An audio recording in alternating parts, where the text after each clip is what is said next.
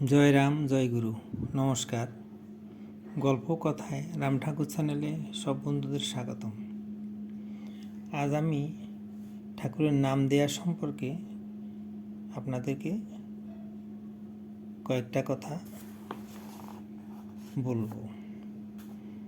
ঠাকুর নাম দেয়া সম্পর্কে বলেছেন, সদ্গুরুর সান্নিধ্য বা তার মুখনিসৃত শব্দের ধ্বনিয়ে শিষ্যের চৈতন্য জাগাতে সক্ষম। দৃষ্টি দীক্ষার কথাটি শাস্ত্রেও উল্লিখিত আছে। অতএব সদ্গুরুর কৃপা দৃষ্টি শিষ্যের দৃষ্টিভঙ্গির পরিবর্তন এনে দিতে পারে। সদ্গুরুর মুখনিসৃত নাম অনন্ত শক্তির আধার।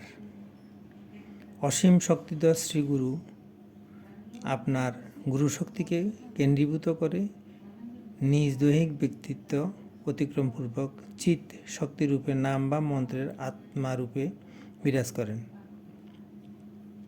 শ্রীগুরু ও শ্রীনাম অভিন্ন। গুরুশক্তি এ নামের শক্তি। শ্রী শ্রী ঠাকুর কৃপা করে মন্ত্র চৈতন্য করে শ্রীনাম আশ্রমের ভাণ্ডারে গচ্ছিত রেখে গেছেন এবং মহান্ত মহারাজগণ আজও সেই নামেই অকাতরের বিতরণ করে চলেছেন। সাদা ঠাকুরের সাদা কথা। ঠাকুর সে সময় প্রায়ই চট্টগ্রাম যেতেন। চট্টগ্রামেরই একজন প্রসিদ্ধ স্বামীজি যখন দেখলেন যে দীক্ষা দেবার কোনো ব্যবস্থা নেই, আচার অনুষ্ঠানের কোনো বালাই তো নেই, তথাপি দলে দলে লোক যেয়ে রাম ঠাকুরের কাছ থেকে নাম নিয়ে আসছে, তখন তিনি একদিন নিজেই গিয়ে ঠাকুরকে জিজ্ঞাসা করলেন, আচ্ছা, আপনি দীক্ষা বা বীজমন্ত্র না দিয়ে শুধু নাম দিয়ে এভাবে লোকগুলোকে বিভ্রান্ত করছেন কেন?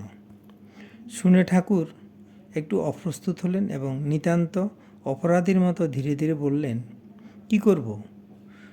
মাটি যে পরিমাণ কঠিন, বাতাস যে পরিমাণ শুকনা, তাতে বীজ দিলে ওরা কি যত্ন করে তা থেকে গাছ জন্মাতে পারবে? বীজকে গাছে পরিণত করতে যে যত্ন, যে অধ্যবসায়, যে সাধনা, যে তপস্যার দরকার, তা যে এদের অনেকেরই নাই।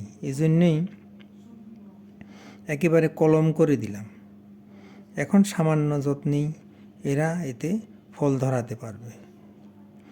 ভুল যদি কিছু করে থাকি, তবে এদের কল্যাণের জন্যই করেছি। দয়াল প্রভুর এই উক্তি শুনে স্বামীজি কি বুঝেছিলেন বলতে পারবো না, তবে আমাদের জন্য ঠাকুরের যে কত স্নেহ, কত মমতা, কত করুণা, কত বেদনা, তা বুঝতে আমাদের মোটেই অসুবিধা হয়নি।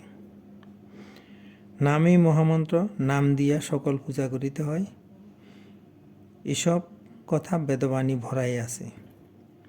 যে নাম পাইয়াছেন তাহার উপর আর কোনো অধিক নাম মন্ত্র যোগাযোগ কিছুই নাই জানিবেন। বেদবাণী 2:131। নাম যাহা পাইয়াছেন তাই সত্য। নাম এক, ভিন্ন দ্বিতীয় কিছুই নাই। এই নিয়েই থাকুন, নামেই সব হবে। বেদবাণী 1:142। আজ এ পর্যন্তই। আগামী দিন আবার শ্রী শ্রী ঠাকুর সম্পর্কে গল্প বাণী নিয়ে আপনাদের সাথে থাকব। বন্ধুরা, চ্যানেলটি যদি আপনাদের ভালো লেগে থাকে তাহলে বেশি বেশি সাবস্ক্রাইব করবেন, লাইক, শেয়ার, কমেন্ট করবেন। ধন্যবাদ। ভালো থাকবেন। জয় গোবিন্দ। গুরু কৃপাই কেবলম।